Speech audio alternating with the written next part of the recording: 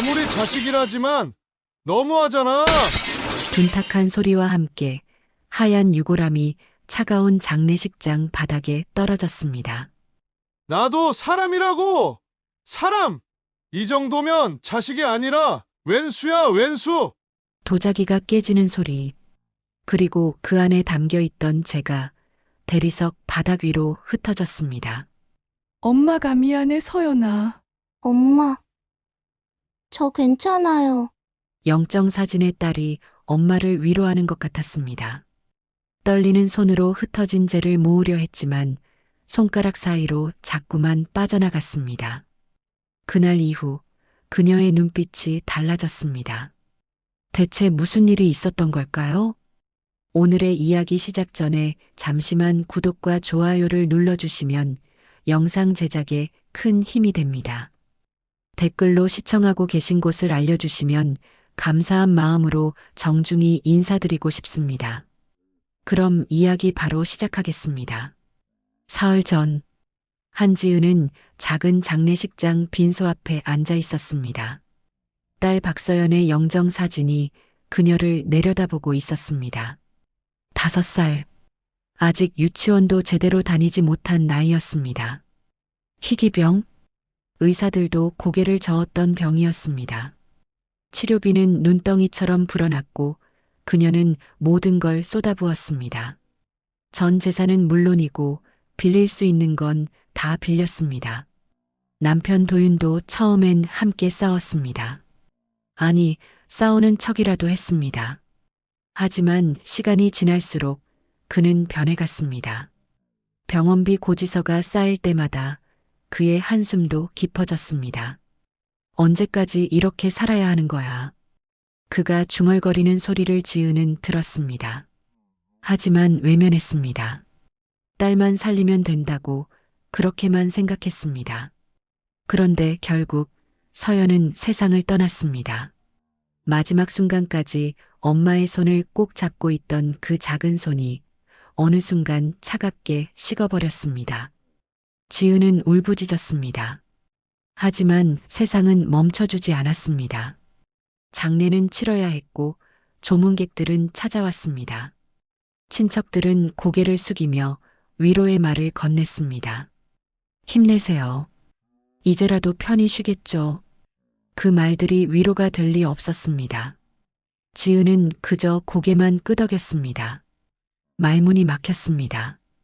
그리고 조문이 끝난 밤, 빈소에는 지은과 도윤, 그리고 시어머니 이명숙만 남았습니다. 지은은 유골함을 꼭 안고 있었습니다. 이제 이 작은 함 안에 딸의 모든 것이 담겨 있었습니다. 그때였습니다.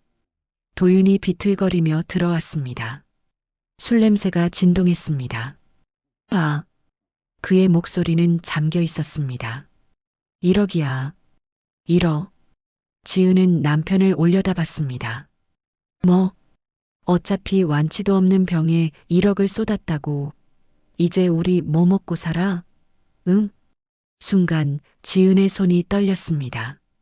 지금 무슨 소리 하는 거예요? 현실을 말하는 거야. 대출이자는 어떻게 갚을 건데?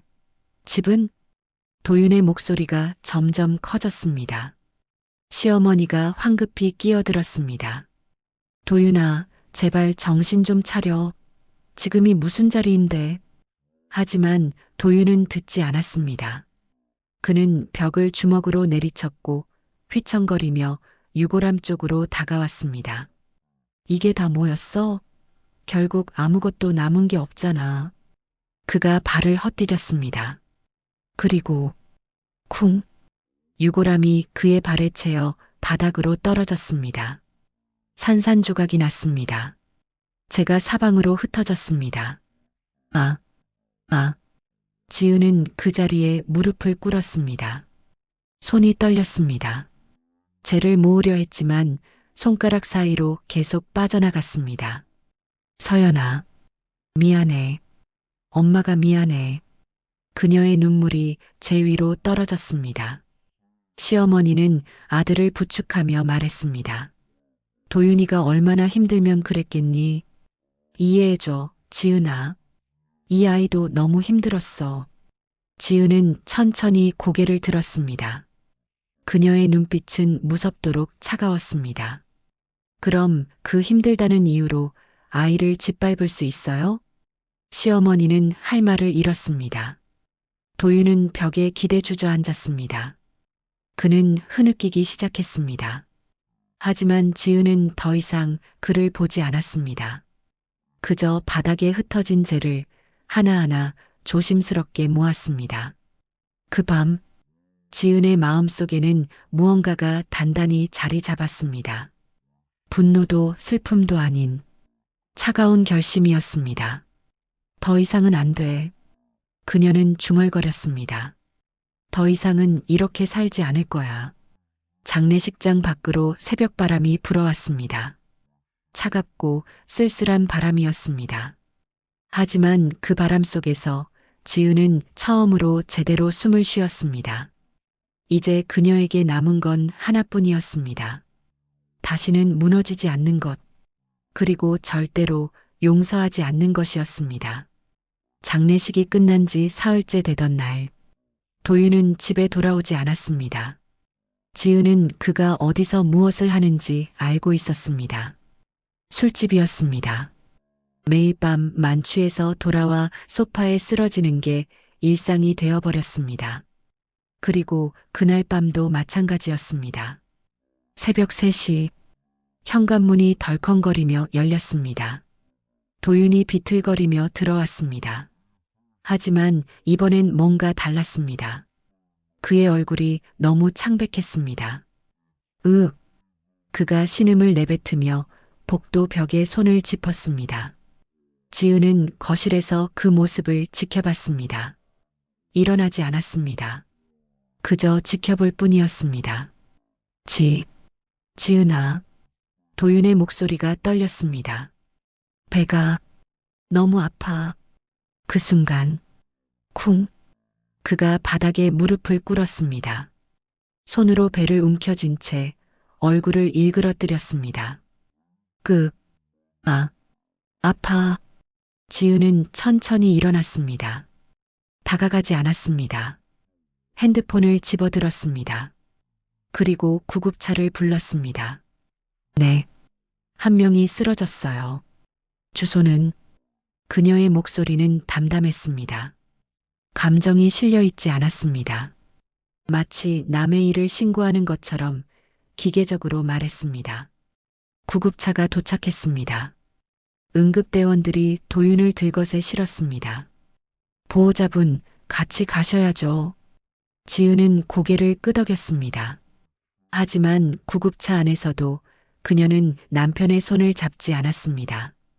창밖만 바라봤습니다. 도윤은 신음하며 중얼거렸습니다. 미안해. 정말 미안해. 지은은 아무 대답도 하지 않았습니다. 병원 응급실. 의사들이 분주하게 움직였습니다. 검사 결과를 기다리는 동안 지은은 복도 의자에 앉아 있었습니다. 시어머니 이명숙도 급히 달려왔습니다. 지은아, 도윤이는 괜찮은 거야? 검사 중이에요. 그래도 남편인데 좀 걱정되는 표정이라도 지어야 하는 거 아니니? 지은은 시어머니를 쳐다봤습니다. 걱정된다고 병이 났나요? 시어머니는 할 말을 잃었습니다. 그때 의사가 나왔습니다. 보호자분? 지은이 일어났습니다. 네. 이쪽으로 오시죠. 상담실. 의사는 엑스레이 사진과 검사 결과지를 책상 위에 펼쳐놓았습니다. 환자분의 복통 원인을 찾았습니다. 지은은 숨을 죽였습니다. 희귀병입니다. 순간 시간이 멈췄습니다. 네. 정확히는 따님과 같은 유형의 희귀병이에요. 지은의 손이 떨렸습니다. 그게 무슨 성인에게는 드문 케이스입니다. 하지만 가족력이 있을 경우 발병 가능성이 있죠. 의사는 침착하게 설명을 이어갔습니다. 문제는 진행 속도입니다. 성인의 경우 아이들보다 훨씬 빠르게 진행됩니다. 얼마나요? 치료하지 않으면 6개월에서 1년 정도. 지은은 말을 잃었습니다. 의사가 덧붙였습니다. 치료비는 따님 때와 비슷할 겁니다. 아니, 성인이라 조금 더 들 수도 있어요. 1억. 아니, 그 이상. 지은의 머릿속이 하얘졌습니다. 지금 당장 치료를 시작해야 합니다. 입원 수속을 밟으시겠습니까? 지은은 고개를 들었습니다. 일단 퇴원시켜 주세요. 네. 하지만 환자 상태가. 집에서 생각해보고 다시 오겠습니다. 의사는 난감한 표정을 지었습니다. 하지만 지은의 눈빛이 워낙 단호해서 더 이상 말하지 못했습니다. 이틀 뒤 도윤은 퇴원했습니다. 통증은 여전했지만 진통제로 버틸 수 있는 수준이었습니다. 집으로 돌아온 그는 침대에 누워 천장만 바라봤습니다. 나도 서연이처럼. 그의 목소리는 떨렸습니다. 지은은 부엌에서 설거지를 하고 있었습니다. 남편의 목소리가 들렸지만 대답하지 않았습니다. 설거지 소리만 규칙적으로 이어졌습니다. 도윤은 눈물을 흘렸습니다. 미안해. 정말 미안해. 하지만 아무도 대답해주지 않았습니다. 시어머니가 찾아왔습니다. 그녀는 아들의 손을 잡으며 울먹였습니다. 우리 아들, 이게 무슨 일이니? 엄마, 나 무서워. 괜찮아, 괜찮을 거야. 치료받으면 나을 수 있어. 시어머니는 부엌 쪽을 힐끗 쳐다봤습니다. 지은은 여전히 설거지를 하고 있었습니다. 지은아. 지은이 고개를 돌렸습니다. 네. 도윤이 치료비 어떻게 해야 할까? 저도 모르겠어요. 그래도 뭐라도 방법을 찾아봐야 하지 않겠니? 지은은 수건으로 손을 닦았습니다. 서연이 치료할 때 다 써버렸어요. 빚도 아직 남았고요. 그럼 어떡하라고? 저도 모르겠다니까요. 지은의 목소리는 차가웠습니다. 시어머니는 할 말을 잃었습니다. 도윤은 침대에 누운 채 천장만 바라봤습니다. 그의 눈에서 눈물이 주르륵 흘러내렸습니다. 밤이 깊어갔습니다. 지은은 거실 소파에 앉아 있었습니다. 손에는 병원 진단서가 들려 있었습니다. 희귀병, 진행성, 치료 필요. 글자들이 눈앞에서 흐려졌습니다. 지은은 진단서를 천천히 접었습니다. 그리고 서랍 깊숙이 넣어버렸습니다. 창밖으로 차가운 달빛이 비쳤습니다. 지은은 그 빛을 오래 바라봤습니다. 그녀의 얼굴에는 아무런 감정도 없었습니다. 그저 텅 빈 눈동자로 달을 바라볼 뿐이었습니다. 도윤의 신음소리가 방에서 새어나왔습니다. 지은은 그 소리를 들었습니다. 하지만 일어나지 않았습니다. 그저 소파에 앉은 채 달을 바라봤습니다. 시간이 흘렀습니다. 신음소리는 점점 작아졌습니다. 그리고 어느 순간 완전히 멈췄습니다. 지은은 여전히 움직이지 않았습니다. 달빛만이 그녀의 얼굴을 비추고 있었습니다. 그 빛은 너무 차가웠습니다. 마치 그녀의 마음처럼.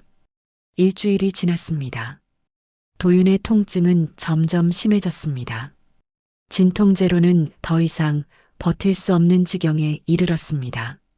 결국 그는 다시 병원에 실려갔습니다. 이번에는 입원이 불가피했습니다. 지은은 입원 수속을 밟았습니다. 서류에 사인하고 입원비를 냈습니다. 통장 잔고가 바닥을 드러냈습니다. 병실로 들어갔습니다. 도윤은 침대에 누워 링거를 맞고 있었습니다. 얼굴은 더 창백해졌고 눈가에는 다크서클이 짙게 내려앉았습니다. 지은아. 그가 약한 목소리로 불렀습니다. 지은은 창가에 서서 밖을 바라봤습니다. 미안해. 정말. 그만해요. 나도 너무 힘들었어. 서연이 치료비 때문에 회사에서도 눈치 보이고 지은은 고개를 돌렸습니다. 그녀의 눈빛은 여전히 차가웠습니다. 그래서 유골함을 발로 찬 거예요? 도윤은 할 말을 잃었습니다. 그건 술을 너무 많이 마셔서 변명은 됐어요. 지은은 가방을 집어들었습니다. 일주일 뒤에 다시 올게요. 간병은 어머님께 부탁하세요. 지은아. 하지만 그녀는 돌아보지 않고 병실을 나갔습니다. 복도를 걸으며 지은은 깊게 숨을 내쉬었습니다. 가슴이 답답했습니다. 하지만 눈물은 나오지 않았습니다. 이미 다 말라버렸습니다. 며칠 뒤 시어머니 이명숙이 집을 찾아왔습니다. 초인종이 울렸습니다. 지은은 문을 열었습니다. 어머니, 지은아. 시어머니는 피곤한 얼굴이었습니다. 병원에서 간병하느라 지친 게 역력했습니다. 들어오세요. 거실 소파에 앉았습니다. 시어머니는 한숨을 쉬며 입을 열었습니다. 지은아, 도윤이 상태가 안 좋아. 알아요. 치료를 제대로 받아야 하는데. 돈이? 지은은 아무 말도 하지 않았습니다. 시어머니가 조심스럽게 말을 이었습니다. 지은아, 그래도 남편인데 치료비는 좀 도와줘야지. 돈이 없어요. 그래도 뭐라도 방법을 찾아봐야 하는 거 아니니? 지은은 시어머니를 똑바로 쳐다봤습니다. 서연이 치료비로 다 썼어요. 대출도 아직 못 갚았고요. 그래도 아픈 사람한테 너무한 거 아니니? 순간 지은의 표정이 굳었습니다. 아픈 사람한테 너무하다고요? 그래.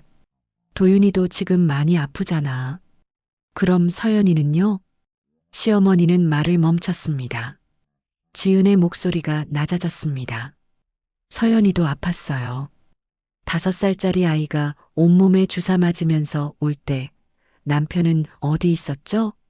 그건 술 마시러 다녔죠. 치료비 아깝다고 완치도 안 된다고 소리 지르고 다녔죠. 시어머니는 할 말을 잃었습니다. 지은은 천천히 일어났습니다. 더 이상 할 말 없으시면 이제 가보세요. 지은아, 저도 지쳤어요. 어머니. 시어머니는 떨리는 손으로 가방을 집어들었습니다. 현관문을 나서며 그녀는 작게 중얼거렸습니다. 그래도 정은 있어야지. 문이 닫혔습니다. 지은은 현관문을 등지고 서 있었습니다. 한참을 그렇게 서 있었습니다. 밤, 지은은 딸의 방에 들어갔습니다. 오랜만이었습니다. 장례 이후로 이 방에 들어오지 않았습니다. 책상 위에는 서연의 그림들이 놓여 있었습니다. 크레파스로 그린 엄마 그림, 엄마 사랑해라고 삐뚤빼뚤 쓴 글씨. 지은은 그 앞에 무릎을 꿇고 앉았습니다. 책상 서랍을 열었습니다. 안에는 작은 상자가 하나 있었습니다. 서연의 유품들을 정리해둔 상자였습니다. 지은은 천천히 상자를 꺼냈습니다. 상자를 열었습니다. 작은 머리핀, 유치원 명찰, 그림 그리던 크레파스 몇 개, 그리고 그 아래에 서류 봉투가 하나 있었습니다. 지은은 그 봉투를 꺼냈습니다. 안을 열어보니 주식계좌 서류가 들어 있었습니다. 서연 이름으로 개설한 계좌였습니다. 지은은 서연이 아팠을 때 혹시 모를 미래를 위해 소액으로 주식을 사두었습니다.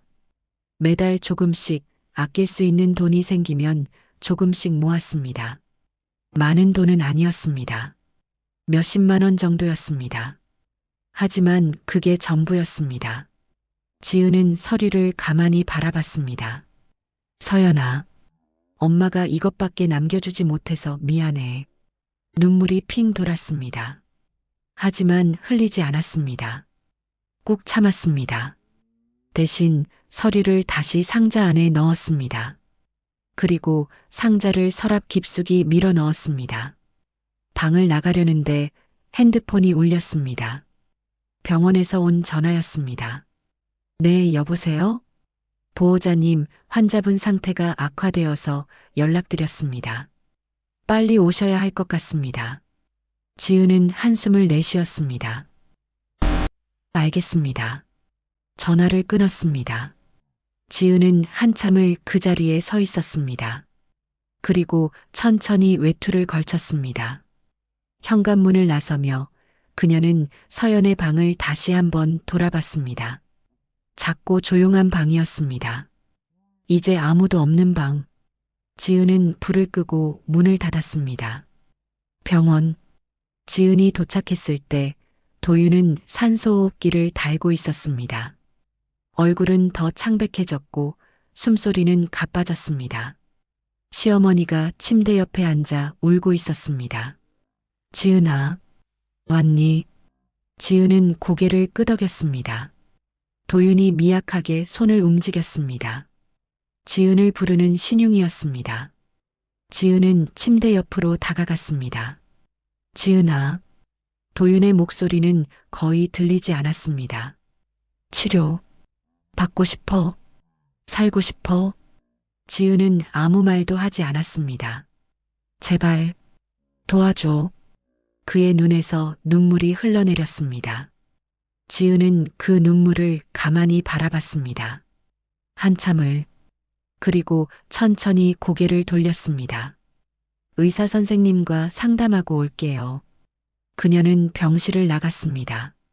복도를 걸으며 지은은 창밖을 바라봤습니다. 밤하늘에는 별이 하나도 보이지 않았습니다. 그저 캄캄한 어둠뿐이었습니다. 지은은 그 어둠을 오래 바라봤습니다. 그리고 작게 중얼거렸습니다. 서연아, 엄마는 뭘 해야 할까? 하지만 대답은 돌아오지 않았습니다. 어둠만이 그녀를 감싸고 있을 뿐이었습니다. 다음 날 아침, 지은은 집으로 돌아왔습니다. 병원에서 밤을 샌 탓에 몸은 무거웠지만 잠은 오지 않았습니다. 거실 소파에 앉아 멍하니 창밖을 바라봤습니다. 핸드폰이 울렸습니다. 모르는 번호였습니다. 여보세요? 한지은 씨 맞으시죠? 저는 정민수 변호사입니다. 낯익은 이름이었습니다. 대학 동문이었습니다. 아, 네. 민수 오빠, 오랜만입니다. 장례식 때 뵙고 연락드리려 했는데 그때는 분위기가 워낙. 지은은 그날을 떠올렸습니다. 유골함이 깨졌던 그날. 정민수도 그 자리에 있었습니다. 괜찮아요. 무슨 일이세요? 사실 법률 상담건으로 연락드렸는데요. 시간 괜찮으시면 사무실로 한번 오실 수 있으세요? 무슨 상담이요? 전화로는 좀 직접 뵙고 말씀드리는 게 좋을 것 같습니다. 지은은 잠시 망설였습니다. 하지만 거절할 이유도 없었습니다. 알겠어요. 언제 갈까요? 오늘 오후 어떠세요? 네, 가능해요. 전화를 끊었습니다. 지은은 핸드폰을 내려다봤습니다. 무슨 일일까? 불길한 예감이 들었습니다. 오후 3시, 지은은 정민수의 법률사무소에 도착했습니다. 깔끔한 사무실이었습니다. 정민수가 반갑게 맞아주었습니다. 지은 씨, 오랜만이에요. 자리에 앉았습니다. 정민수는 서류 몇 장을 꺼냈습니다. 먼저 이것 좀 봐주세요. 지은은 서류를 받아들었습니다. 주식계좌 명세서였습니다. 이게 뭐예요? 서연 양명의로 된 주식 계좌예요. 지은은 숨이 멎었습니다. 어떻게? 지은 씨가 개설한 계좌 맞죠? 네, 맞아요. 제가 증권사에 아는 사람이 있어서요. 우연히 이 계좌 움직임을 보게 됐는데 정민수가 서류를 가리켰습니다. 지은 씨, 이거 확인해 보셨어요? 지은은 서류를 자세히 들여다봤습니다.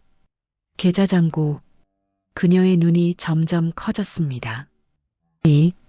이게 8억 2천만 원입니다. 지은은 말을 잃었습니다. 처음에 넣은 금액이 얼마였죠? 50만 원 정도. 그게 지금 이렇게 됐어요. 지은의 손이 떨렸습니다. 어떻게? 정민수가 설명했습니다. 지은 씨가 산 주식이 바이오 관련 종목이었죠. 최근 임상 결과가 발표되면서 주가가 급등했어요. 그게 장래 직후부터 오르기 시작했어요. 그리고 지금 정민수는 잠시 말을 멈췄습니다. 서연 양이 지은 씨한테 선물을 남긴 거예요. 순간 지은의 눈에서 눈물이 흘러내렸습니다. 서연이가, 그녀는 서리를 꽉 쥐었습니다. 그 아이는 아픈 몸으로도 나한테 희망을 남기고 갔어요. 정민수는 조용히 지켜봤습니다. 지은은 한참을 울었습니다. 그동안 참았던 눈물이 터져 나왔습니다. 몇 분이 지나고 지은은 눈물을 닦았습니다.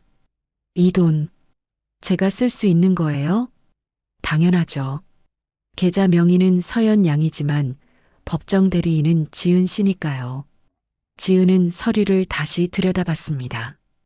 8억 2천만 원. 믿기지 않는 숫자였습니다.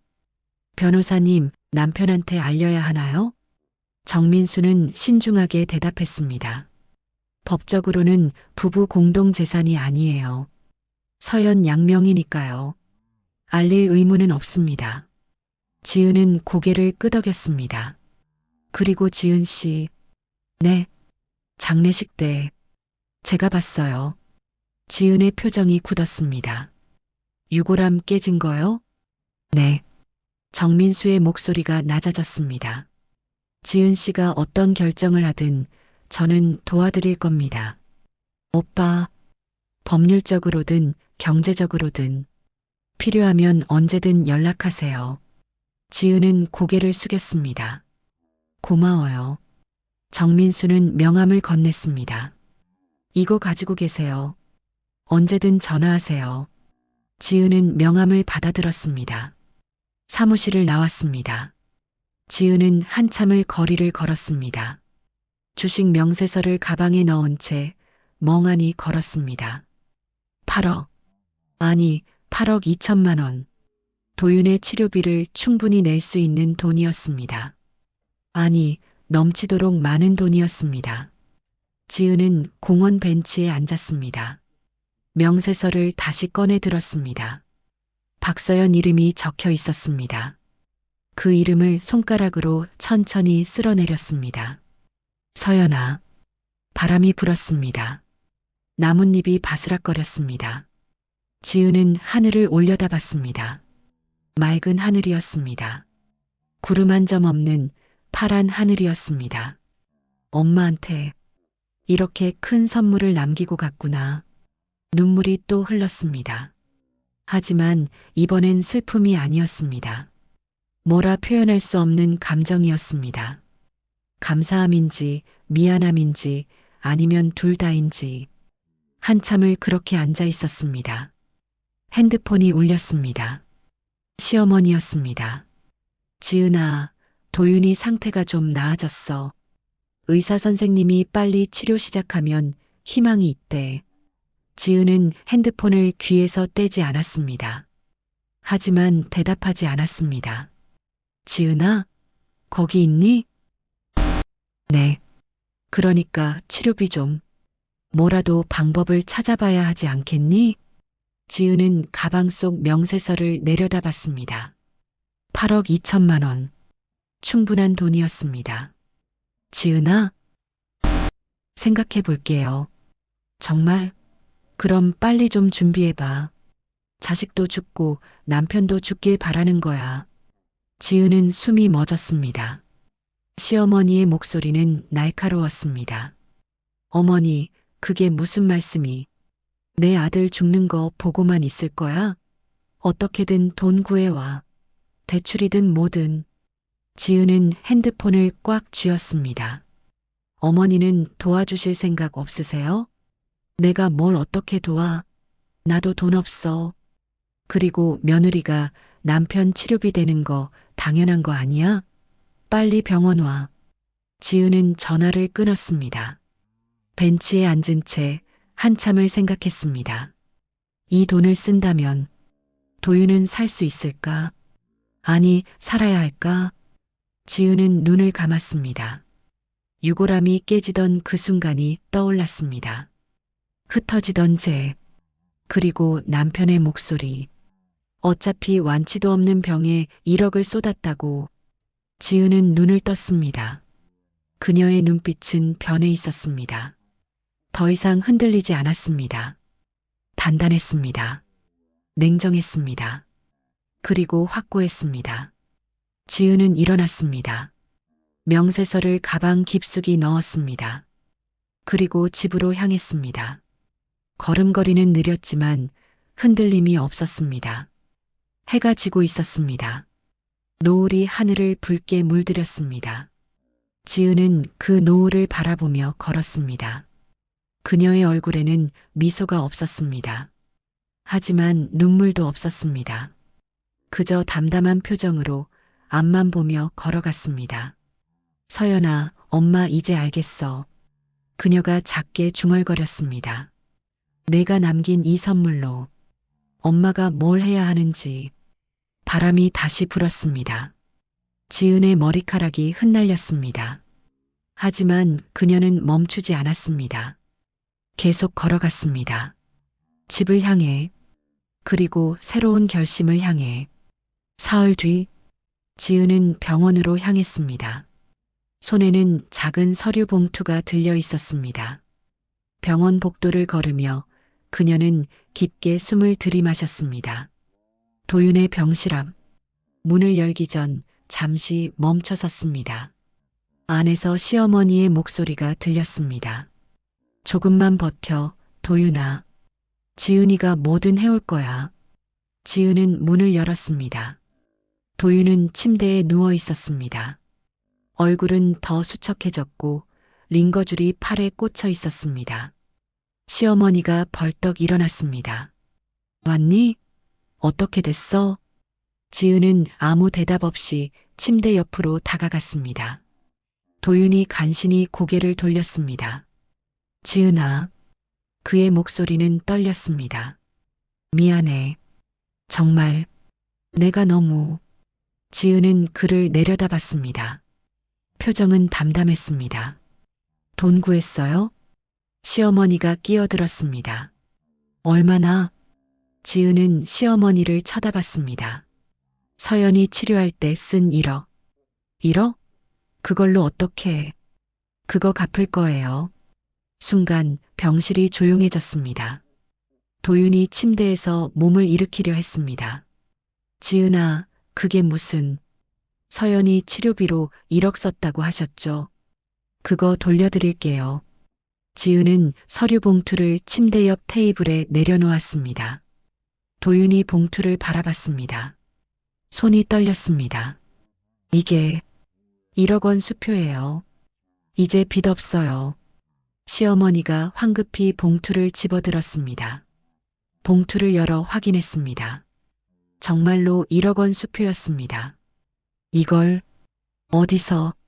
지은은 대답하지 않았습니다. 도윤이 침대에서 내려오려 했습니다. 지은아, 이 돈으로 내 치료를, 딸 치료비로 쓴 돈 갚는 거예요. 더 이상은 없어요. 하지만 도윤의 얼굴이 창백해졌습니다. 지은은 한 걸음 물러섰습니다. 내 돈은 이게 전부예요. 더 이상은 없어요. 시어머니가 소리쳤습니다. 거짓말. 이 돈 어디서 났는데? 분명 더 있을 거 아니야.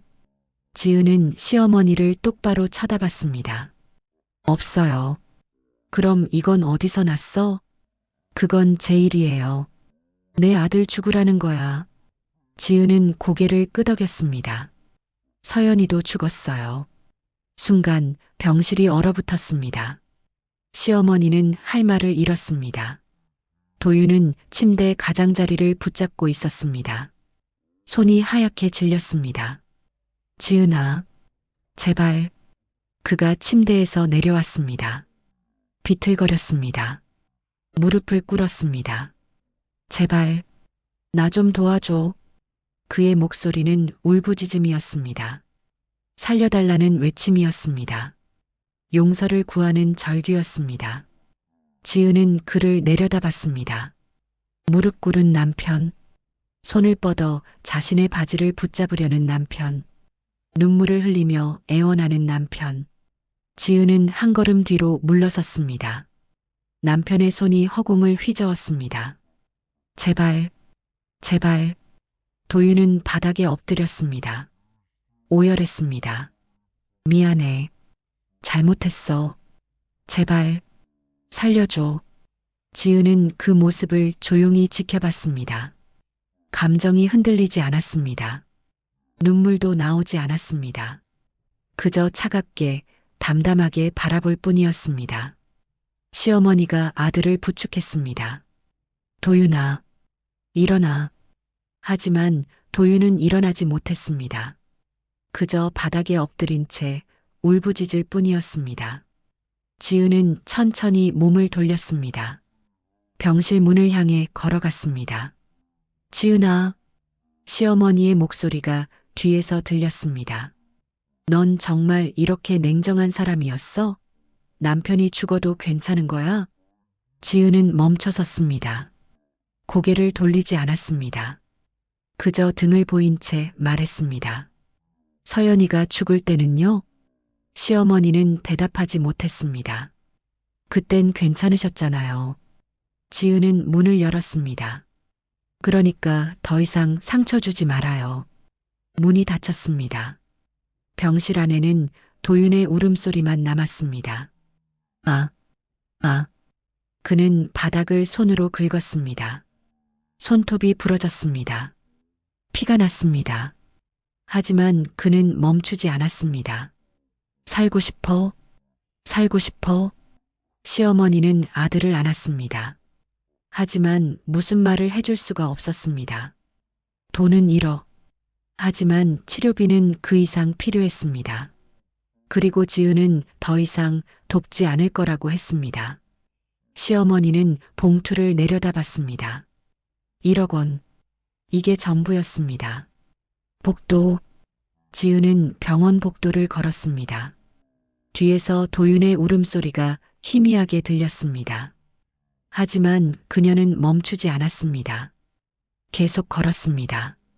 엘리베이터를 탔습니다. 문이 닫혔습니다. 그제야 지은은 벽에 기대었습니다. 다리가 후들거렸습니다. 손이 떨렸습니다. 하지만 눈물은 나오지 않았습니다. 엘리베이터가 1층에 도착했습니다. 문이 열렸습니다. 지은은 다시 똑바로 섰습니다. 병원을 나갔습니다. 밖은 쌀쌀했습니다. 가을이 깊어지고 있었습니다. 지은은 하늘을 올려다봤습니다. 구름이 빠르게 흘러갔습니다. 서연아. 그녀가 작게 중얼거렸습니다. 엄마, 잘한 거 맞지? 바람이 불었습니다. 차가운 바람이었습니다. 하지만 지은은 그 바람 속에 서 있었습니다. 움직이지 않았습니다. 흔들리지 않았습니다. 그저 앞만 보고 서 있었습니다. 한참을 그렇게 서 있었습니다. 그리고 천천히 걸음을 옮겼습니다. 집을 향해, 아니, 새로운 시작을 향해.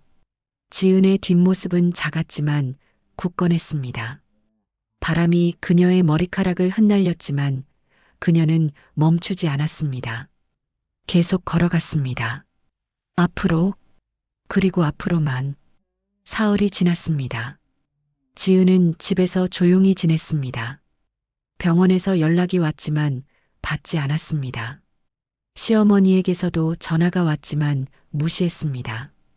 그런데 그날 오후 초인종이 울렸습니다. 지은은 문을 열었습니다.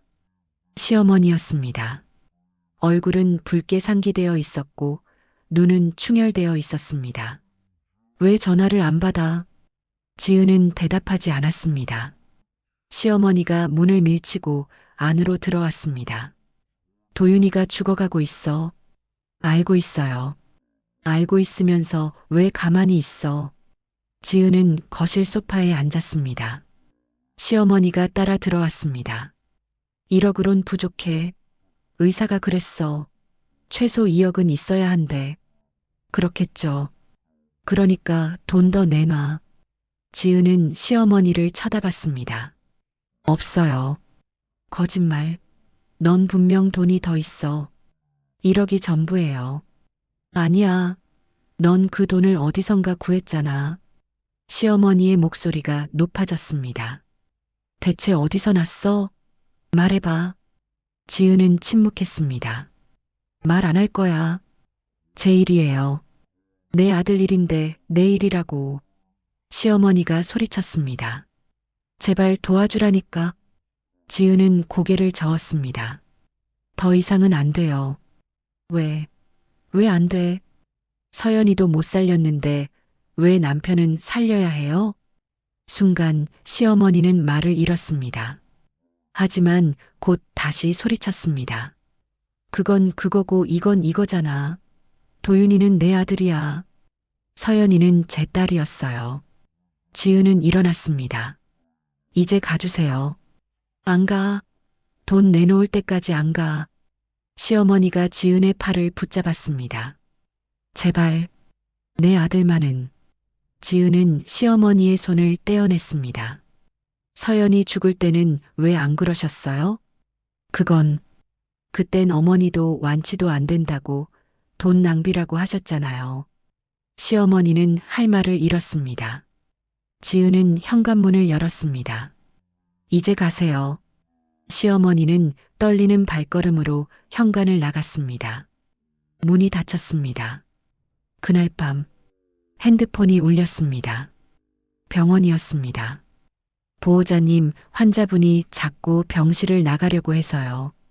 빨리 오셔야 할 것 같습니다. 지은은 전화를 끊었습니다. 한참을 앉아 있었습니다. 그리고 천천히 일어났습니다. 외투를 입었습니다. 병원으로 향했습니다. 병원. 간호사가 황급히 다가왔습니다. 보호자님, 환자분이 계속 밖으로 나가려고 하세요. 링거를 뽑으려고까지. 지은은 고개를 끄덕였습니다. 병실 문을 열었습니다. 도윤은 침대에서 일어나 링거 스탠드를 붙잡고 서 있었습니다. 얼굴은 창백했고 온몸이 떨리고 있었습니다. 지은이 들어오자 도윤이 고개를 돌렸습니다. 지은아. 그의 눈은 충혈되어 있었습니다. 왔구나. 지은은 대답하지 않았습니다. 도윤이 비틀거리며 다가왔습니다. 지은아. 제발. 나 좀 도와줘. 앉으세요. 안 앉아. 나 지금 죽어가고 있어. 도윤의 목소리가 떨렸습니다. 의사가 그랬어. 이대로면 6개월도 못 버틴다고. 알고 있어요. 알고 있으면서 왜 가만히 있어. 도윤이 지은의 팔을 붙잡았습니다. 돈 더 있잖아. 엄마한테 들었어. 지은은 도윤의 손을 떼어냈습니다. 1억이 전부예요. 거짓말. 그 돈을 어디서 구했는데. 제 일이에요. 내가 죽어가는데 내 일이라고. 도윤의 목소리가 커졌습니다. 제발, 제발 좀 도와줘. 그가 무릎을 꿇었습니다. 링거줄이 팔에서 빠져 피가 흘렀습니다. 제발, 나 죽기 싫어. 도윤은 바닥을 손으로 쳤습니다. 살고 싶어. 제발. 지은은 그를 내려다봤습니다. 무릎 꿇은 남편. 피를 흘리며 울부짖는 남편. 하지만 그녀의 눈빛은 흔들리지 않았습니다. 서연이가 죽을 때는요. 지은의 목소리가 낮아졌습니다. 그땐 왜 이렇게 살려달라고 안 하셨어요? 도윤은 말을 잃었습니다. 완치도 안 된다고 돈 낭비라고 하시면서 유골함을 발로 차셨잖아요. 그건 내가 정신이. 그런데 이제 본인이 아프니까 살려달라고 하시는 거예요? 지은은 한 걸음 물러섰습니다. 1억. 이게 당신이 받을 수 있는 전부예요. 지은아. 도윤이 그녀의 다리를 붙잡으려 했습니다. 하지만 지은은 한 걸음 더 물러섰습니다. 도윤의 손이 허공을 휘저었습니다. 제발, 제발, 나 좀 살려줘. 그의 목소리는 점점 작아졌습니다. 미안해. 잘못했어. 제발. 간호사들이 들어왔습니다. 도윤을 붙잡아 침대로 옮겼습니다. 도윤은 침대에 누운 채 계속 울부짖었습니다. 살고 싶어. 살고 싶어. 지은은 그 모습을 조용히 지켜봤습니다. 그리고 천천히 몸을 돌렸습니다. 병실 문을 향해 걸었습니다. 지은아. 도윤의 목소리가 뒤에서 들렸습니다. 돌아와. 제발. 하지만 지은은 멈추지 않았습니다. 문을 열었습니다. 나가며 마지막으로 뒤를 돌아봤습니다. 도윤은 침대에서 일어나려 발버둥치고 있었습니다. 간호사들이 그를 붙잡고 있었습니다. 지은아, 제발.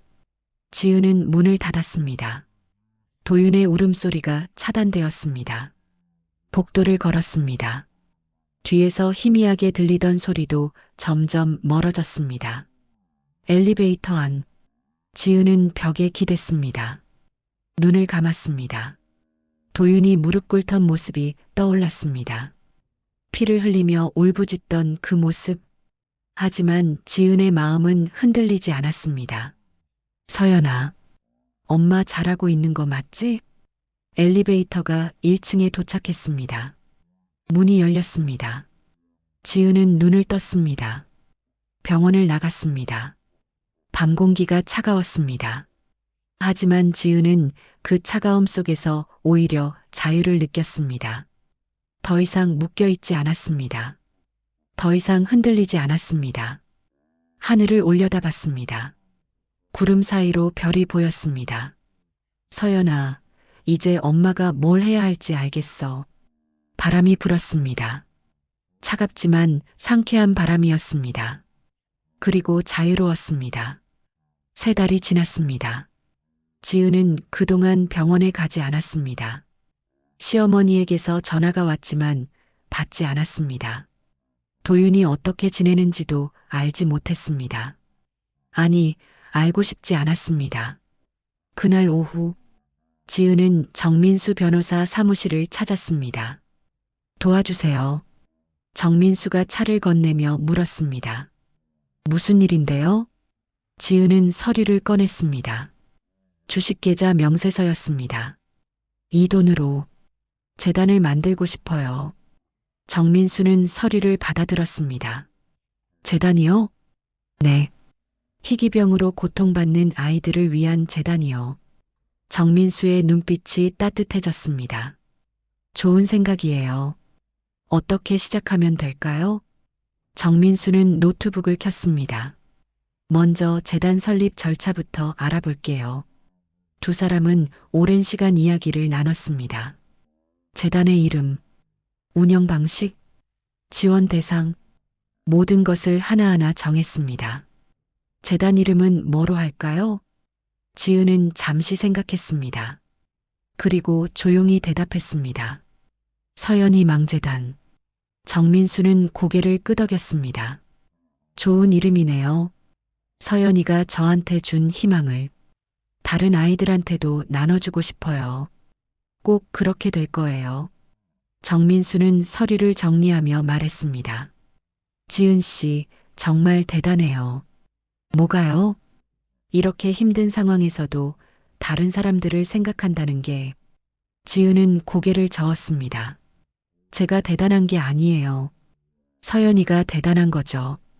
그래도 서연이가 저한테 이 기회를 준 거예요. 전 그냥 그걸 제대로 쓰고 싶을 뿐이에요. 정민수는 미소 지었습니다. 서연 양이 정말 좋은 엄마를 만났네요. 2달 뒤 서연이 망재단 설립 기자회견이 열렸습니다. 작은 회의실이었지만 기자들이 여럿 모였습니다. 지은은 단상 앞에 섰습니다. 떨렸습니다. 하지만 마이크를 잡았습니다.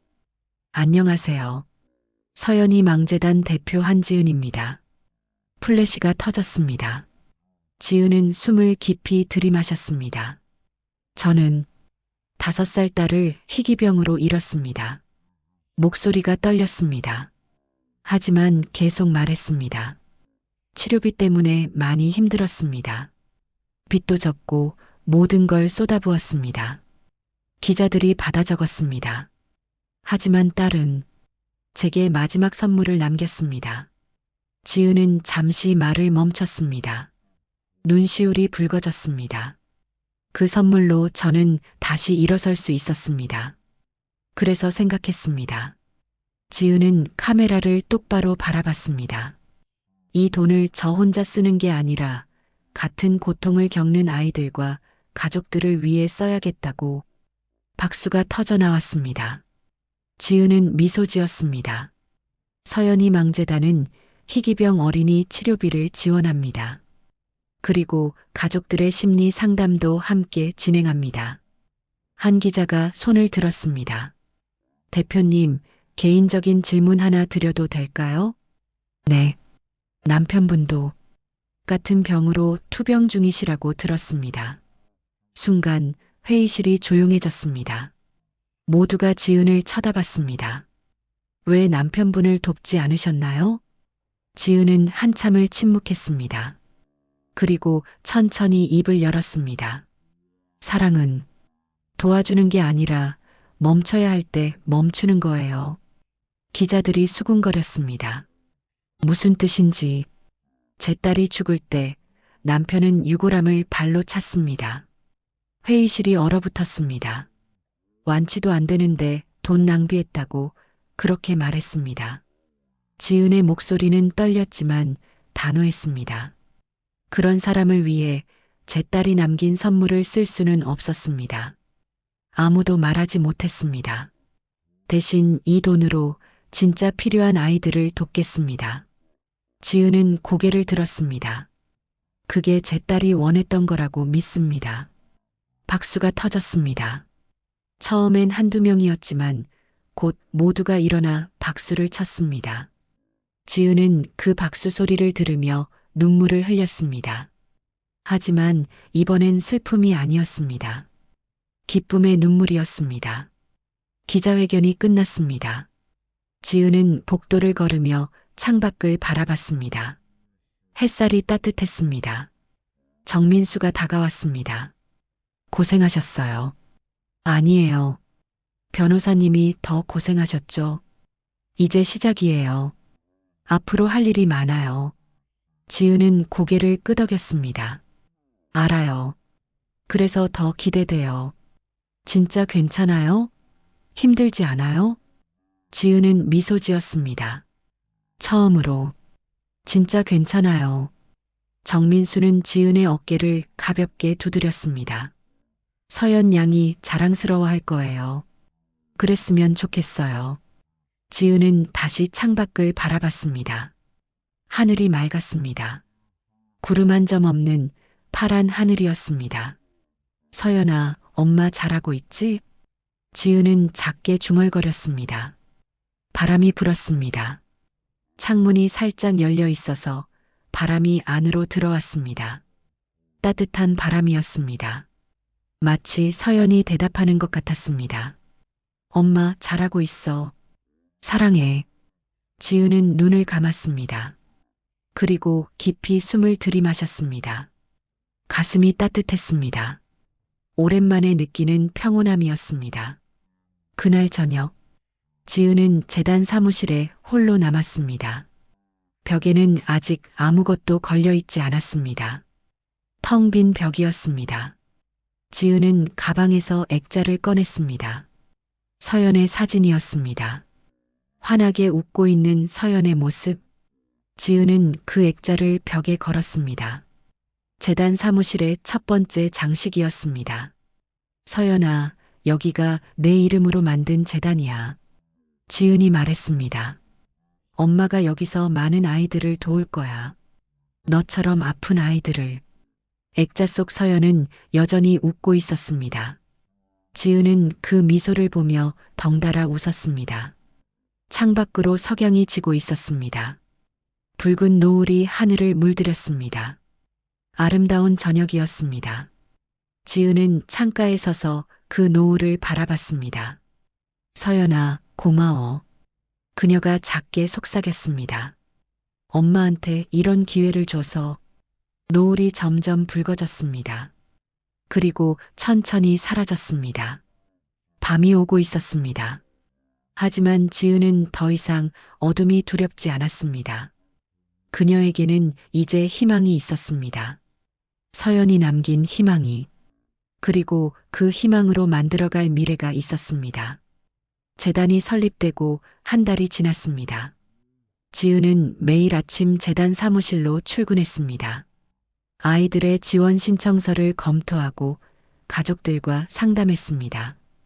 바쁘지만 행복했습니다. 그러던 어느 날 오후, 낯선 번호로 전화가 걸려왔습니다. 여보세요?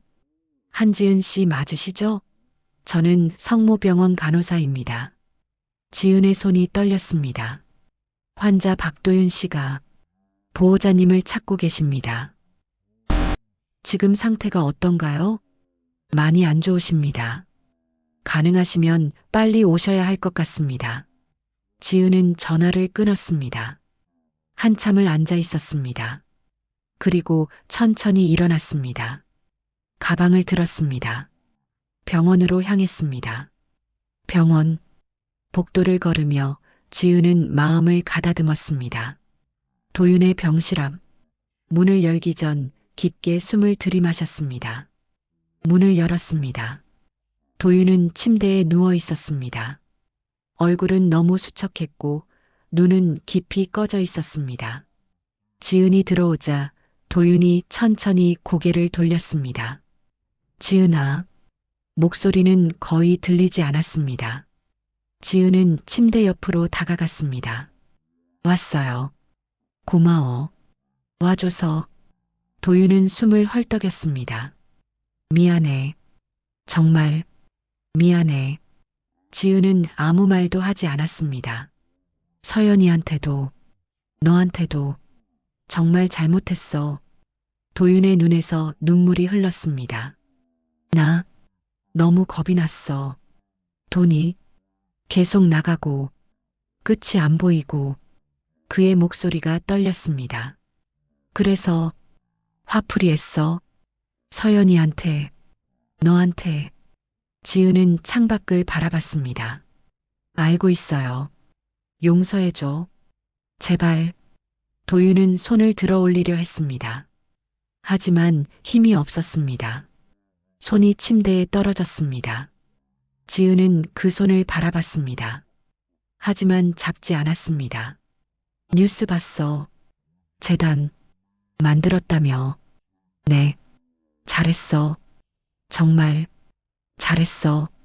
도윤이 작게 웃었습니다. 서연이도 기뻐할 거야. 그랬으면 좋겠어요. 지은아, 나 곧 죽을 것 같아.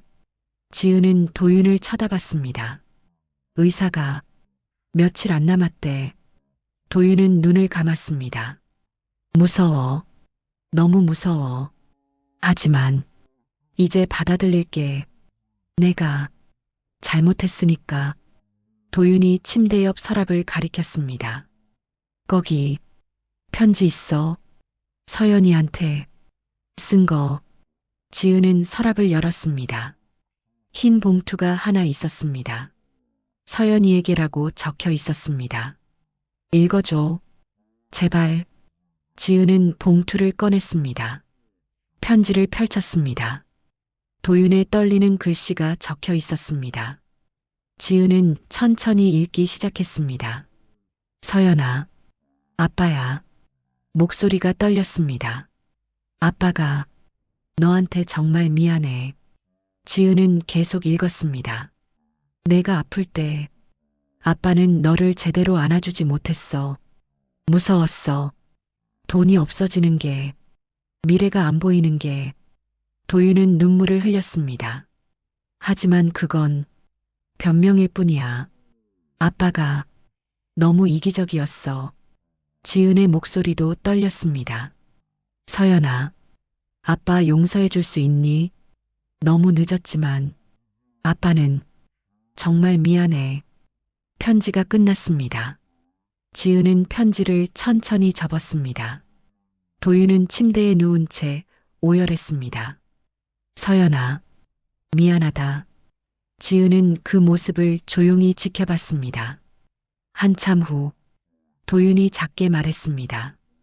지은아, 고마워. 끝까지 함께 해줘서 너 정말 강한 사람이야. 도윤은 눈을 감았습니다. 행복해. 제발 행복해. 그의 숨소리가 점점 약해졌습니다. 지은은 침대 옆에 서서 그를 바라봤습니다. 용서는 하지 않았습니다. 하지만 미움도 없었습니다. 그저 담담하게 마지막을 지켜볼 뿐이었습니다. 며칠 뒤 도윤은 세상을 떠났습니다. 조용한 장례였습니다. 시어머니는 끝까지 지은을 원망했지만 지은은 흔들리지 않았습니다. 장례를 치르고 지은은 다시 재단으로 돌아왔습니다. 새벽, 지은은 재단 사무실에 혼자 앉아 있었습니다. 벽에 걸린 서연의 사진을 바라봤습니다. 서연아, 지은이 작게 말했습니다. 아빠가 미안하다고 했어.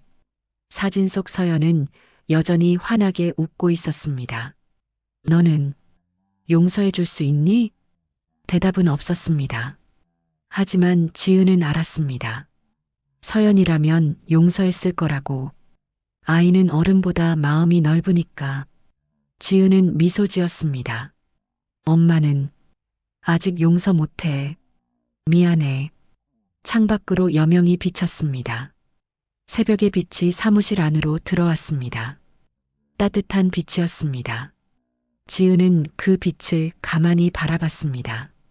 그리고 천천히 일어났습니다. 창문을 열었습니다. 신선한 공기가 들어왔습니다. 새들이 지저귀는 소리가 들렸습니다. 아침이 오고 있었습니다. 서연아, 오늘도 엄마 열심히 일할게. 지은이 말했습니다. 내가 남긴 선물로 엄마가 많은 아이들을 도울 거야. 바람이 불었습니다. 따뜻하고 부드러운 바람이었습니다. 마치 서연이 대답하는 것 같았습니다. 엄마 사랑해. 고마워. 지은은 눈을 감았습니다. 그리고 깊이 숨을 들이마셨습니다. 가슴이 따뜻했습니다. 평온했습니다. 지금까지 사연 빛나는 밤이었습니다. 감사합니다.